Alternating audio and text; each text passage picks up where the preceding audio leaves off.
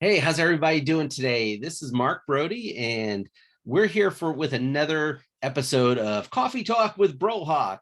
And I'm here with Elaine Biskupic. And Elaine, I hope I didn't butcher the last name. You did and great. You're with your company is Being Valued, and you're a training and development organization, if I remember correctly. Yes. Excellent. Yes. Well, let's tell our viewers a little bit about yourself and what you do. Sure. So Being Valued started more than 20 years ago. And I was doing some work for the schools at the time. And in the state of Michigan is where I was at. We were doing a statewide initiative through Michigan State University. And it was all on the developmental assets, meaning what do kids and families need to succeed in life. And there's 40 developmental assets that they had identified and how to measure them. And it was all very technical, but the consistent data kept coming back again and again that children did not feel valued. Like that was the number one thing that just coming back. Yeah, they did not feel valued. They had everything else going for them. And regardless of socioeconomic or any backgrounds or different things that you would measure, it was always the rock bottom lowest. And so it was always a mystery for schools on how do you teach someone to feel valued or be valued and how to do that.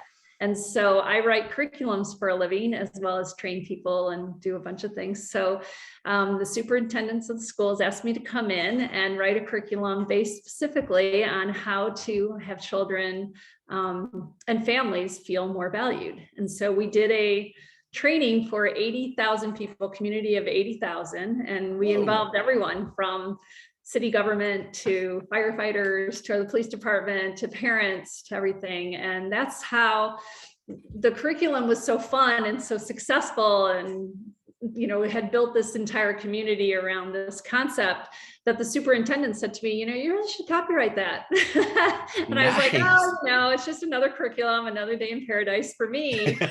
But it did, it made a catchy title at the time of Being Valued. And so that then went into a number of other things. And then Being Valued really evolved to not just schools, but corporations and just throughout the whole nation. I don't think there's an industry I have not worked with. Everything from unions to government employees to not-for-profits to small businesses, you name it, Fortune 100 companies, and even professional athletes. So, very nice. So, and we know that professional athletes need that that boost to help them feel a little bit more valued. Yeah, really. I know. And it's so funny. As soon as I put that in the sentence, everyone wants to talk about the athletes. And but learning is really private. Like a lot of people think, oh, it's so fun to learn. It's so fun to be a trainer. And, they think it's such a fun thing, but really you're with people in some of their most vulnerable moments. And so it's one of the least things that I talk about, like in terms of, who my clients, I can tell you that I definitely have Hall of Fame clients. And that's thanks to a person by the name of Chris Verna, who owns a company called Chris Verna Training. So sweet story that you'll appreciate, Mark, is I was really just doing group work and big corporations and what you would normally expect in learning and development. And this man approached me and said, I really like what you do with the groups, but I work with professional athletes and there's no chance they're going to a group setting. Would you ever consider doing one-on-one individually? And, being a smart cookie, I was like, sure, okay. Like not really even knowing how I would do it. And he said, well, if you do an individual session with me and I like it, then I'll send my athletes to you. And I was like, okay. So I did a session with him. And now 14 years later, so what would happen is I'd work with the athlete and then I would have their spouse or their, call me and be like, oh my gosh, what happened? Like their behavior changed so much. And they're like, I want to do a session. And then they tell so-and-so, and then it like just kind of went across the country. and that is awesome. Yeah, I definitely have had clients in all 50 states and most of Europe and Australia and South America and Japan and all over the place. But it's a really simple concept. It's not as flashy. It's not something that you can kind of put up a shingle and sell. If you see my website, there's a lot of different things on it, but the fun part about it is every session's different because it's experiential learning. Like I help people learn from their experiences. So there's not any one skill for one person. That's interesting because I love the fact that your DNA was born in schools, and those same individuals that are in schools, they're going to grow up, they're going to become the professional athletes, they're going to become the professionals in society. And if you can get the DNA right at the beginning, it should, in theory, it should carry them all the way through. But if they don't have the right skills and mindset, I would think that this is a great opportunity for people. Yeah, well said. It really is about, and you mentioned DNA. That's the fun of calling it being valued instead of be valued, is because the core of the curriculum is that we all come into this world with value. Like that isn't something that some people got and other people didn't. The trick is to really be able to see the individual and see that unique gifts and abilities that they possess, that, if we all showed up and contributed what we do best, then the world would work pretty well. And then you take it just a step farther and build upon that core strength, that core DNA strength that every individual person was endowed with by their creator, whoever they believe that to be. And so that's the fun of, working with someone in that arena, because you're really just sharpening the skills that they already possess. And then when they struggle, I don't see it as if they're broken or something's wrong because of the way that my eyes work. I just see it that they just haven't learned something yet. And so the trick is to give them the right skill at the right time for the right person. That's a great segue into my next question. So we've talked before, and that was something that struck me and stuck with me, training the right skill at the right time for the right person. Can you elaborate a little bit more on what that means? Sure. So yeah, it's the tagline of being valued. So thank you for remembering. It's always nice to have that memory marker that sticks with people. How as learning and development folks are like, you remembered, yay. Well, especially at my advanced age to remember anything. But I'll roll with that. I can relate. So the fun of that tagline is, so it's the good news and bad news. So when you hire someone like me, yes, I can do learning management systems and I can do all the data-driven things and I can give you lots of ways that I do it. And I hope we talk about that, because learning management systems are a big deal in the learning and development field. And I have some unusual views about it. So putting all of that aside, what I enjoy doing best is the craft. It's a craft skill. It's something that you get better with over time, like to be able to listen more than you speak and to be able to really tune in to where the individual is. In a lot of learning and development, it's always about where they should be or where we want them to be, or, so the moving the needle from A to B becomes a really big deal if you don't start though where they're beginning. And so to really tune into that person, like, for example, you and I might be both struggling with grief. Let's say that, we both had someone significant in our life pass away and we're grieving. Yes, there are some phenomenal skills of, grief management and skills that are really important, that are well known, and we should all have those. But everyone's going to go through the process differently, and everyone's going to be in a different moment of struggle. Like some of us will breeze through the anger phase, no problem. And then other of us will hit a depression or something, so there's different stages. And so to really be able to assess and identify where that individual is and meet them where they're at, and then not have an agenda for them so much as, develop a pathway that's paved. So you're paving a path that they were going to walk anyways, and I just get to walk with them and make the journey a little easier and understandable. That's awesome. And I think, in the contact center world, I mean, a lot of the learning and development that occurs is um, so focused on getting to an outcome or checking a box. Yes. Um, and I mean, I see that, I personally see that as a challenge within the training and development or learning and development industry. What are you seeing as some of the biggest challenges that organizations that you're working with or have worked with are faced as it relates to training and development, from your perspective? Yeah, I think there's a real push to learning management systems that have value for sure, Mhm. but value without context Mm. is wasted energy to me. I mean, it's just not where I want to put my interest. It has value for other situations, but Yep. the best example I can give you is when I graduated from college. I have a Mhm. great degree, not in a Bachelor of Science, but it's called a BAS, a Bachelor of Applied Science. And Ah, so that, all of my learning was under that type of application. And okay. so I loved that it's applied information or applied science or applied, like what's the context that it's in. So Okay. the best example I can give you is, gosh, there's just too many examples because I get a little frustrated by learning management systems. I'll tell you that their biggest challenge is that if you tell someone that they need to learn that, and here's the list that I need to check off because I'm tracking employee engagement, then they Yes. need to check a box. And what I hear constantly from all kinds of corporate levels for sure, but a lot of people who use different systems is they'll watch the video, but they're multitasking and doing something else. So they Yep. get to like fulfill it, they watched it and they may even be able to pass a quiz at the end, but they're not really like the quality of the engagement is what's unknown.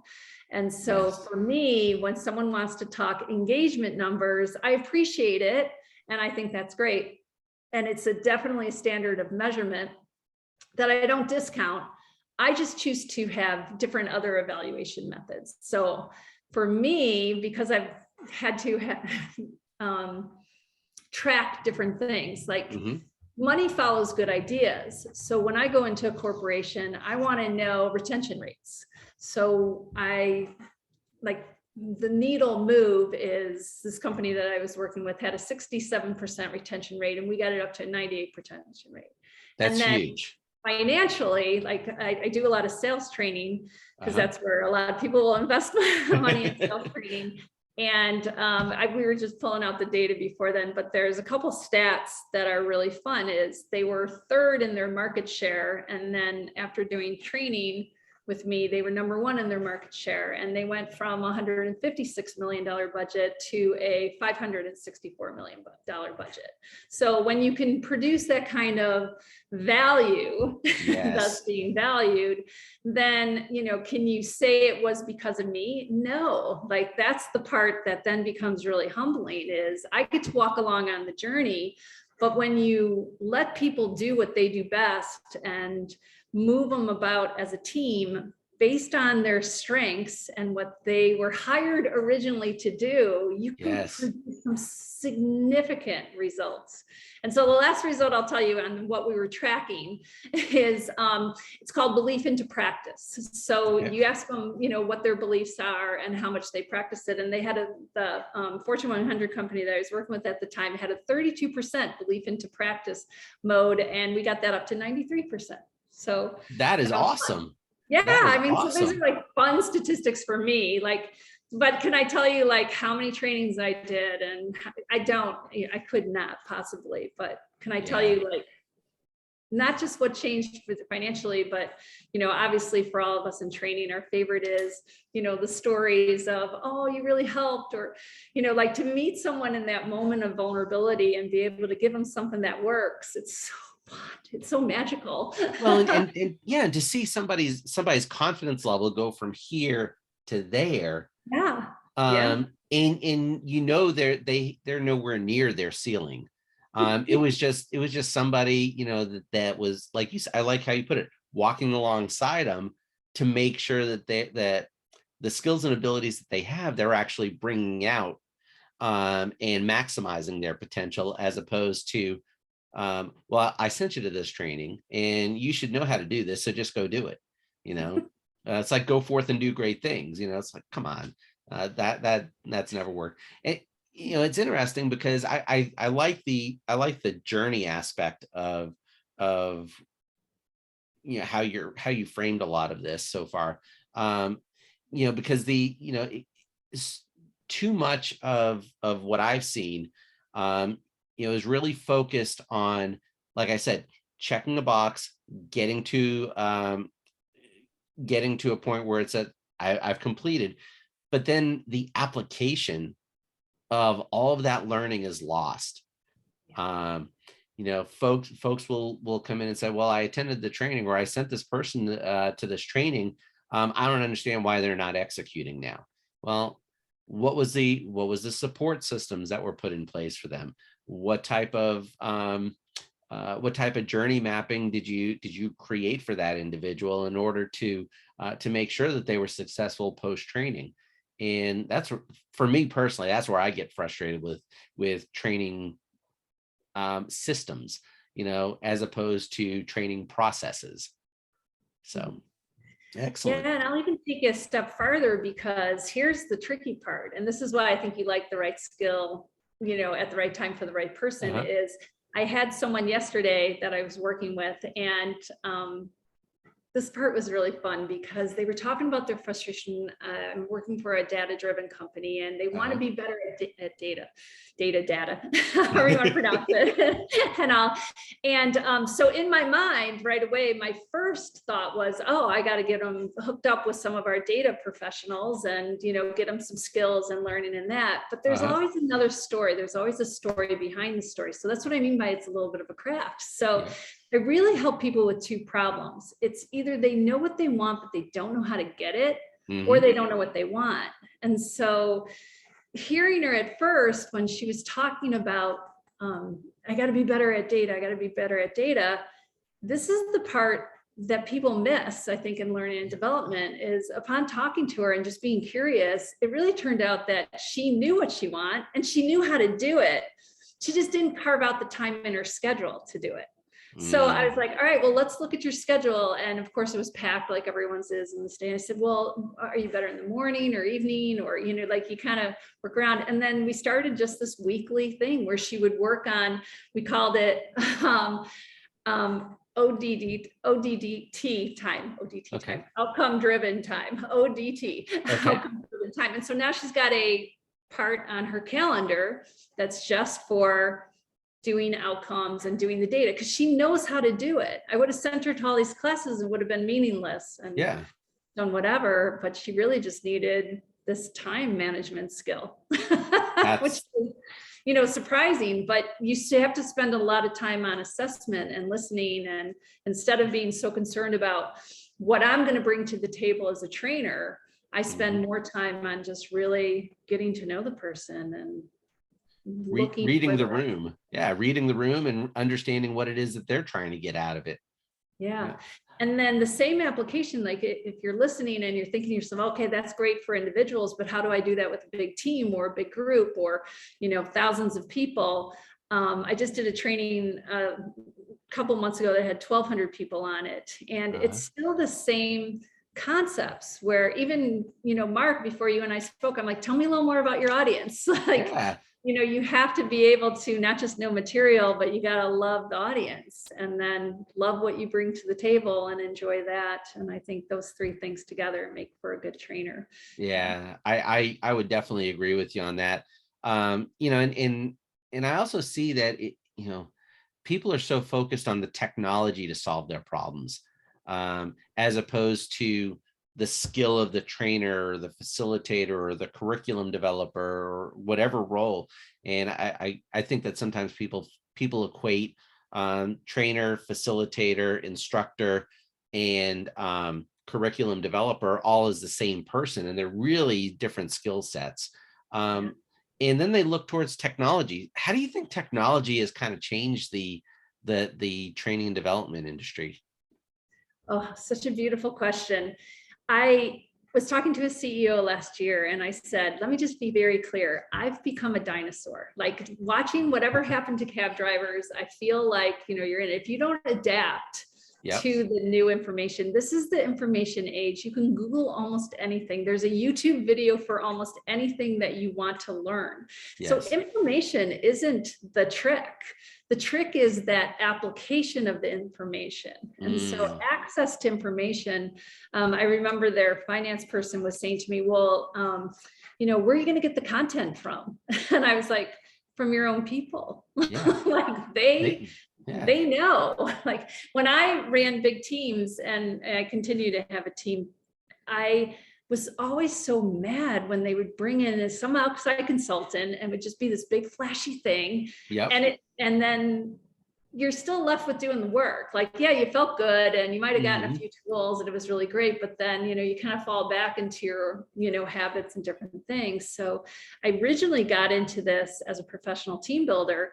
That's really my greatest love is building teams. Oh, awesome. And I really think that I would rather spend the money on building the people that you already hired. Like you hired them for a reason. Like on the day that they showed up on their first day of work, they weren't sitting there going, hey, I think I want to fail. Like everyone's so excited for their first day of work. They should have that same excitement and enthusiasm every day that they're on the job, or you're really not doing training correctly, in my opinion. It's funny. I used to help out with training for a company that was just starting up in the region that we were in, and I would go into a training class of like 50 or 60 people, and the first question I would ask is, who here has nothing to do, and that's why you're here today. And one class, I actually had a gentleman. He was, I would say, he was over 60.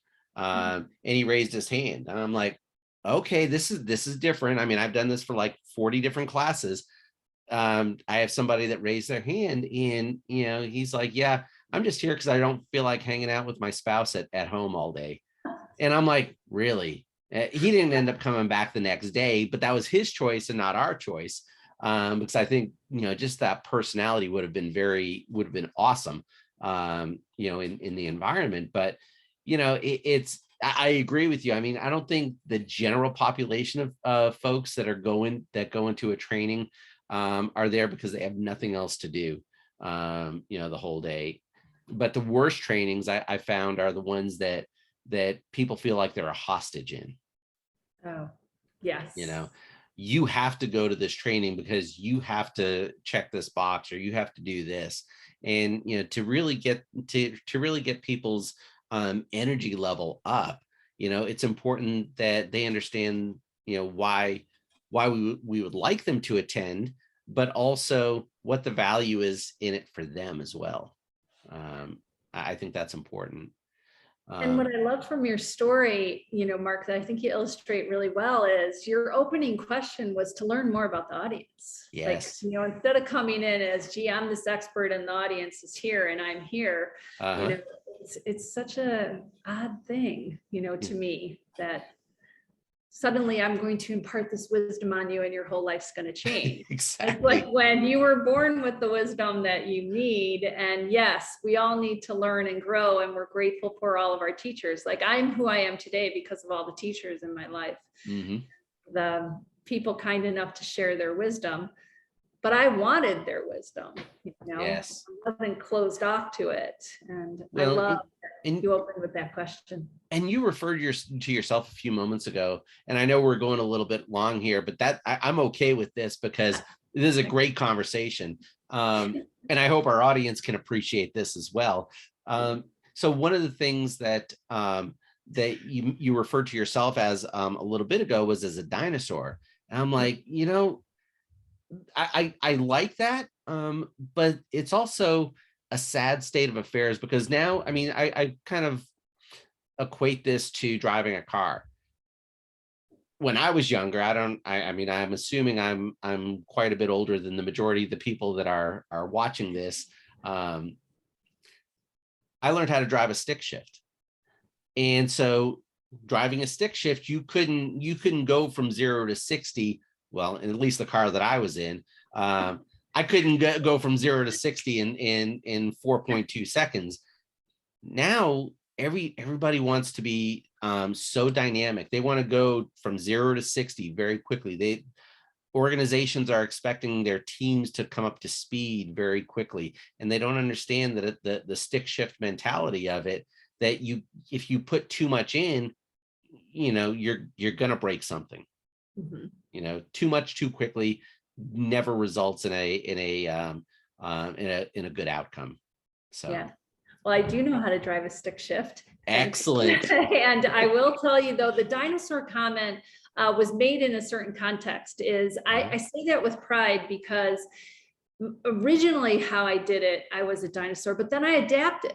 Like I didn't just stay where I was. Like my first love would be to be in person with someone, but then you adapt to the different platforms. So that's what I meant by fill your learning management systems. Like, this is what I was pitching to the CEO was, let's fill your learning management system, not with, and I don't want to mention them because they're all good. Like all of the ones that you buy and the curriculums that you buy, they're all excellent, but let's fill them with your staff and your knowledge and your wisdom and the things that are the collective knowledge that is in there.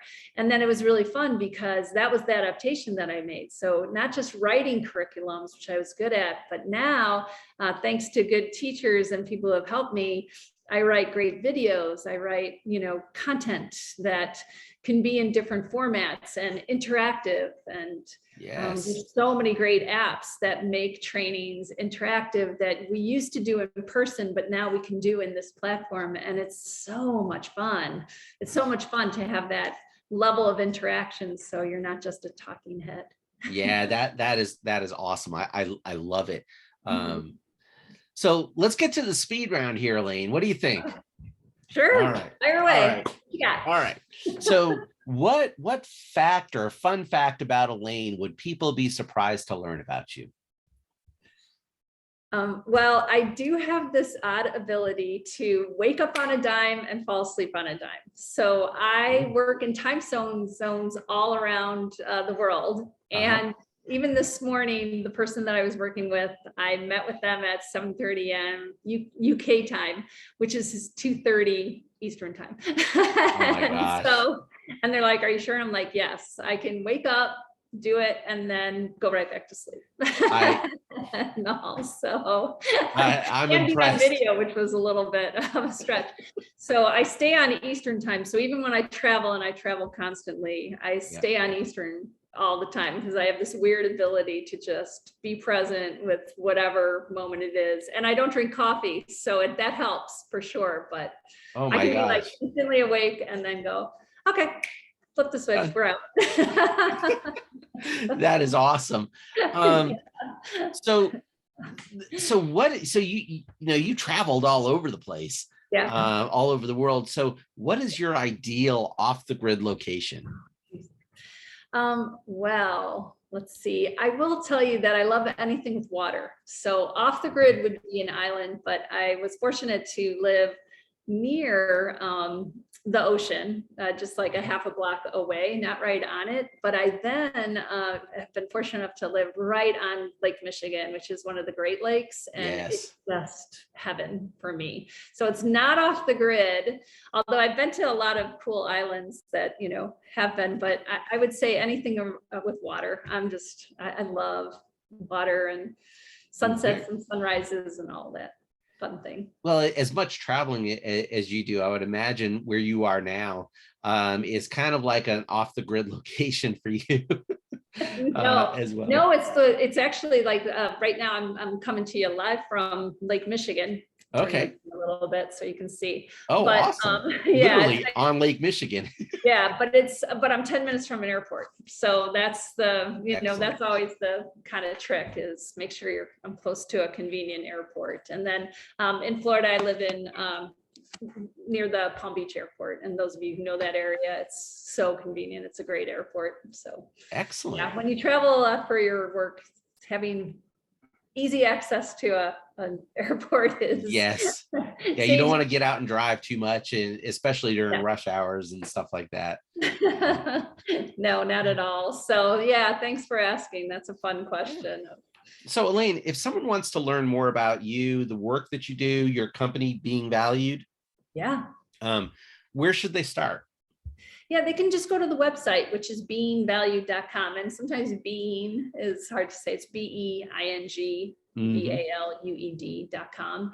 And just reach out. Like, that's the fun thing. And I'm always open for opportunities. I am not a good self-promoter. I mean, Mark had to talk me into doing this because I really do like a little behind the scenes more. And I like taking on projects or working for a company. And I love anyone who just has an idea and we can help them bring that idea to fruition. It's just really fun. So. Elaine, I think you've obviously had an amazing career so far. You're nowhere near being done. I can't wait for you to actually write a book about some of your experiences. That would be a bestseller, I'm sure, just based on the personalities and the people and the organizations that you've worked with, but also the places that you've been and the people that you've been able to experience. So definitely I encourage my audience to, or the folks viewing this, definitely reach out to Elaine. She's awesome to talk to. I mean, just as a conversation, she's awesome to talk to. And definitely if you have a training and development need, I mean, feel free to reach out to her directly, or if you contact me, I'd love to make an introduction. Elaine, thank you very much for your time today on Coffee Talk with Brohawk, and we'll be talking to everybody again soon. Thanks. Oh, it's Thanks. really fun. Thank you so much, Mark. My pleasure. Talk to you. Bye-bye.